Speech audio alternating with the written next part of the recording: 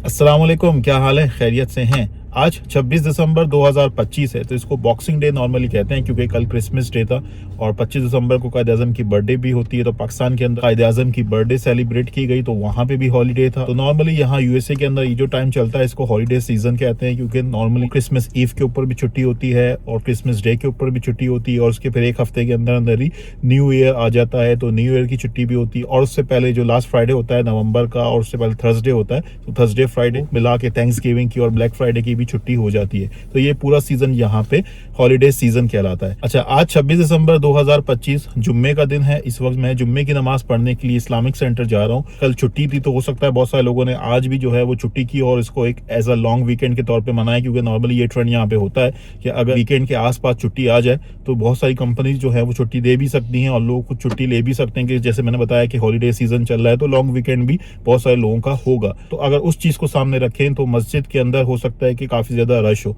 हमारे घर के पास जो मस्जिद है यहाँ पे भी दो जमातें होंगी। एक जो जमात थी वो 1 बजे थी और दूसरी जमात जो है वो 1:30 बजे थी, क्योंकि यहाँ पे काफी बड़ी तादाद में मुसलमान कम्युनिटी, पाकिस्तानी कम्युनिटी मौजूद है और मसाजिद भी बहुत बड़ी तादाद में हो गई है माशाल्लाह से। तो कम्युनिटी के ज्यादा होने की वजह से और जुम्मे का दिन है और छुट्टी का दिन है, तो एक्सपेक्टेशन यही है कि काफी ज्यादा रश होने वाली है। और नॉर्मली आपको पता है कि पाकिस्तान के अंदर जुम्मे के हवाले से बहुत ज़्यादा एहतमाम किया जाता है, खासकर अगर हम कराची के हवाले से बात करते हैं तो वहाँ पे बहुत ज़्यादा एहतमाम होता है और जुम्मे के दिन मसाजिद के अंदर एक अलग ही रौनक होती है। तो अभी जब मैं कराची के अंदर था तो हमारे घर के पास जो मस्जिद है कुबा मस्जिद, नॉर्मली मैं वहाँ जाता हूँ अगर मुझे मौका मिले जुम्मे की नमाज़ पढ़ने के लिए। अगर मैं ऑफिस के अंदर नहीं हूँ और घर में ही हूँ तो नॉर्मली वहाँ जाके जुम्मे की नमाज का एहतमाम होता है। तो वहाँ जो कुबा मस्जिद का जो नॉर्मली एनवायरनमेंट होता है, जो मैंने कुछ थोड़े बहुत क्लिप्स रिकॉर्ड किए वो मैं अभी आपको दिखाता हूँ, आप वो देखें। और अभी हम लोग इस्लामिक सेंटर जा रहे हैं यहाँ अपने शहर के अंदर, तो वहाँ क्या माहौल है, वहाँ नमाजियों की कितनी तादाद है, मस्जिद के अंदर क्या माहौल है, ओवरऑल क्या वाइब्स हैं, वो भी आपके साथ शेयर करूंगा। और साथ ही साथ यहाँ हमारे शहर के हवाले से जो इन्फॉर्मेशन है, जो शायद मैंने पहले भी शेयर की हो, अगर उसमें से कोई ऐसी चीज़ है जो पहले भी शेयर कर चुका हूँ तो वो लोगों को वैसे ही पता होगा, लेकिन अभी जो आजकल की जो सूरत हाल है या अभी जो चीज़ें जहन में आएंगी तो वो भी मैं साथ साथ शेयर करता रहूँगा। अगर आप इंटरेस्टेड है तो वीडियो को देखिएगा, आपको यहाँ का माहौल, यहाँ जुम्मे के दिन के हवाले से क्या वाइब्स हैं वो भी आपको देखने को मिल जाएंगी और कुछ इन्फॉर्मेशन भी साथ साथ शेयर हो जाएगी।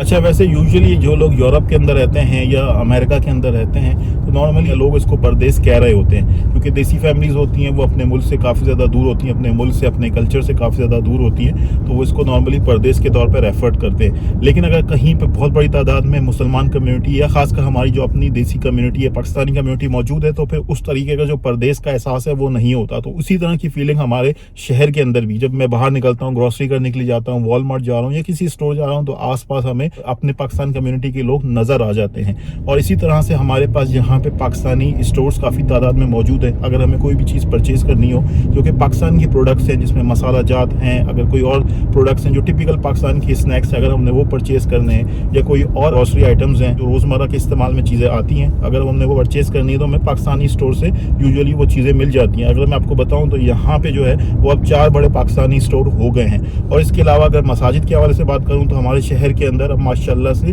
5 मसाजिद यानी मुख्तलिफ एरियाज़ के अंदर जहाँ पे लोगों को सहूलत हुई, उन्होंने अपने इर्द गिर्द अपने नेबरहुड के लिए वहाँ पे मस्जिद कायम कर ली, जो कि वहाँ के जो नेबरहुड के अंदर जो पाकिस्तान कम्युनिटी है, जो भी लोग आसपास रहते हैं, उनके लिए एक तरह से आसानी हो गई। उसके कुछ और असरात भी होते हैं, तो अभी उस हवाले से बात नहीं कर रहा, लेकिन ओवरऑल जो पॉजिटिव्स है वो यही है कि जो लोग आसपास रहते हैं वो मसाजिद के अंदर जाके नमाजों के अंदर शिरकत कर सकते हैं, जो भी उनके घर के नज़दीक मस्जिद है। अच्छा, एक जो बड़ी मस्जिद है जिसका प्रोजेक्ट है बेसिकली बड़ी मस्जिद, अभी तो वो छोटी मस्जिद ही है, वहाँ पे जो नॉर्मली नमाजें होती हैं वो छोटी वाली बिल्डिंग के अंदर ही होती हैं, लेकिन ये काफ़ी बड़ा प्रोजेक्ट है। हमारे घर के पास ये बिल्डिंग जो है वो बन रही है और ऑब्वियसली एक प्रोजेक्ट काफ़ी टाइम से चल रहा है और मैनेजमेंट काफ़ी टाइम से डोनेशन भी इकट्ठी कर रही है और आई थिंक अच्छी खासी डोनेशन इनको अभी मिल भी गई है, तो काम अभी से चल रहा है और रिसेंटली अभी काम ज़्यादा तेज़ हो गया है। तो बड़ी बिल्डिंग के अंदर जो है वो अब इस जुम्मे को नमाज नहीं हुई, तो इस वजह से इन्होंने आज जुम्मे के दिन 2 जमातों का एहतमाम किया है, क्योंकि छोटी बिल्डिंग के अंदर जुम्मे की नमाज पढ़ाई जाएगी और छोटी बिल्डिंग के अंदर बहुत ज़्यादा तादाद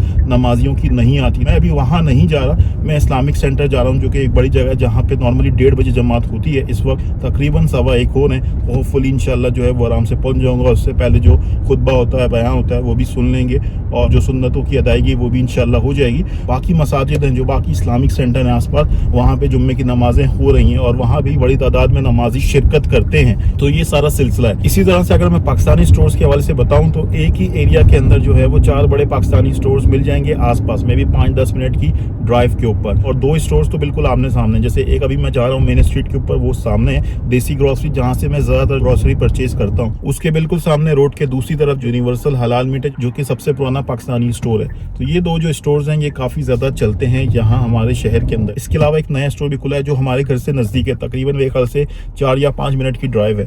तो टोटल जो अब ग्रोसरी स्टोर यहाँ पे हो गए हैं वो टोटल 5 ग्रोसरी स्टोर हो गए हैं, जहाँ से आपको पाकिस्तानी और इंडियन आइटम्स आपको इजीली मिल जाते हैं। तो पाकिस्तानी कम्युनिटी के लिए काफी ज्यादा सहूलत हो गई है यहाँ पे। अच्छा, ये सामने इस्लामिक सेंटर है, लेकिन उसकी पार्किंग मुझे भरी हुई नजर आ रही है, तो मैं जो है वो यहाँ पार्क करता हूँ। यहाँ इस तरफ बड़ा स्टोर है, तो यहाँ इसकी पार्किंग काफ़ी बड़ी है, तो मैं यहाँ पार्क कर देता हूँ ताकि वहाँ जो है हम जाके फंसे नहीं। तो ये सामने इस्लामिक सेंटर की बिल्डिंग है और पार्किंग जो है वो काफ़ी ज़्यादा फुल नज़र आ रही। जो एक्सपेक्टेशन थी के साथ वाबस्ता हो जाए और हुजूर की तालीमात पर अमल करने की कोशिश करें। और ये जो महीना अल्लाह ने हमें रजबुल मुरज्जब का अता किया है, अपने आप को रेडी करना चाहिए, तैयारी करनी चाहिए। रमजान आने वाला है, हम रमजान के लिए जितना हो सके इस माह मुबारक के अंदर, और शवाल आ रहा है, आपको जब अल्लाह तौफीक दे तो नफली रोजा भी रखना चाहिए, बड़ा अजर व सवाब का काम है। तो इसलिए अल्लाह रब्बुल आलमीन हमें इस माह मुबारक की बरकत नसीब फरमाए। अल्लाह हमें दीन इस्लाम पर हमारा खातिमा फरमाए और हमें अल्लाह रब्बुल आलमीन अपने और अपने रसूल सल्लल्लाहु अलैहि वसल्लम के जो अहकामात हैं, अल्लाह हमें उनके मुताबिक अपनी जिंदगी में बसर करने की तौफीक अता फरमाए। व आखिरु दावाना अल्हम्दुलिल्लाहि रब्बिल आलमीन। या नबी या रसूल सलाम अलैका, या हबीब सलाम अलैका, सलावतुल्लाह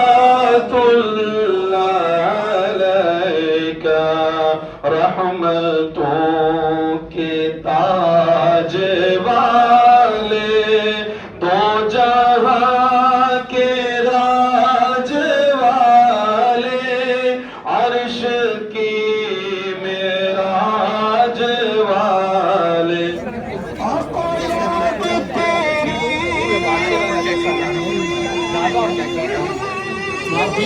तो देखिए मस्जिद की जो पार्किंग है, जिसका बाहर वाला एरिया है, वहाँ से उतरे। ये स्टेयर्स बनाई हुई है, अच्छा है। जो लोग पैदल यहाँ से आते हैं पार्क करके ना, उनके लिए एक तरह से स्टेयर्स बनी हुई है। और वो उस तरफ जो है ना सामने एक पाकिस्तानी स्टोर है, और एक पाकिस्तानी स्टोर रोड के उस तरफ है। मैं भी थोड़ा सा आगे जाके दिखाता हूँ। वो कोने पे रोड के वो देसी ग्रॉसरी है, और एक इस तरफ जो है ना वो पुराना है यूनिवर्सल हलाल मीट। ये बिल्डिंग्स भी जो है ना सारी ख़राब हो चुकी हैं। आई थिंक ये भी प्रॉपर्टी शायद बिकने वाली होगी, क्योंकि ये सब बंद पड़ा है तो काफ़ी टाइम से। तो अगर ये बिकता है तो ये भी किसी के लिए अच्छी जगह हो सकती है। यहाँ हमने पार्क किया। अच्छा, एक पाकिस्तानी स्टोर ये रहा रोड के उस तरफ, ये बीच में जो पार्किंग है उसके उस तरफ पाकिस्तानी स्टोर है, और एक बैक साइड के ऊपर है देसी ग्रॉसरी। और ये सामने देखें तो ये है यूनिवर्सल हलाल मीट एंड ग्रॉसरी, ये उस तरफ है रोड के। अच्छा भाई, नमाज पढ़ के निकल आए अल्हम्दुलिल्लाह। काफ़ी बड़ी तादाद में लोग मौजूद थे, बाहर भी लोगों ने नमाज अदा की। हमें बिल्कुल एंड के ऊपर अंदर जो है वो जगह मिली, और उसके बाद भी लोग आ रहे होते हैं। आपको पता है जिस तरीके से लोग आके खड़े हो जाते हैं, और फिर आगे जब सफ़ों में जगह बनती है तो उसके बाद फिर वो आगे मूव होना शुरू होते हैं। और यहाँ पे जो मसाजिद हैं उसमें से कुछ मसाजिद आप कह सकते हैं 2 या 3 मसाजिद का जो रुझान है या जो उनका मसलक है वो बरेलवी मकतबा फ़िक्र है। तो उस तरीके की जो ट्रेंड्स है या उस तरीके की जो चीज़ें हैं वो यहाँ पे ज़्यादा देखी जाती हैं। यानी नमाज के बाद वो सलाम पढ़ना, और बकाया नमाज ख़त्म होती है तो उसके बाद माइक के ऊपर दुआ करवाना, तो वो सारी चीज़ें यहाँ पे हो रही होती हैं। तो इसी तरीके का सिलसिला यहाँ पे भी था। बकाया नमाज के बाद जो है वो सलाम पढ़ रहे थे, और बहुत बड़ी तादाद में लोग वहाँ पे खड़े होकर सलाम पढ़ रहे थे। मैं थोड़ा सा इसमें जो है वो अनश्योर होता हूँ, और मुझे नहीं समझ में आता कि अगर बाकी लोग नमाज पढ़ रहे हैं तो उनकी नमाज में खलल पड़ सकता है। और दुआ बहुत ऊंची आवाज़ में होती है, माइक के ऊपर होती है। जब नमाजी जो है वो नमाज पढ़ रहे होते हैं बकाया नमाज से, वो उनकी ख़त्म नहीं हुई होती, और इसी तरह से उसके बाद फिर ऊंची आवाज़ में माइक के ऊपर सलाम शुरू हो जाता है। ऑब्वियसली एक तरह से एक एंगल से अच्छी चीज़ है, दुरूद व सलाम पढ़ा जा रहा है, लेकिन आई डोंट नो ये किस हद तक सही है कि जो बाकी नमाजी हैं वो नमाज अदा कर रहे हैं और उनकी नमाज के अंदर खलल पड़ सकता है। आप इस तरीके से दूसरे नमाजियों के लिए थोड़ी सी इनकन्वीनियंस क्रिएट कर रहे हैं और उनकी नमाज के अंदर भूल चूक भी हो सकती है आपकी ऊंची आवाज में पढ़ने से। इस हवाले से जो उलमाए कराम हैं वो ज्यादा बेहतर बता सकते हैं। ओके भाई, thank you very much, good bye, अल्लाह हाफिज।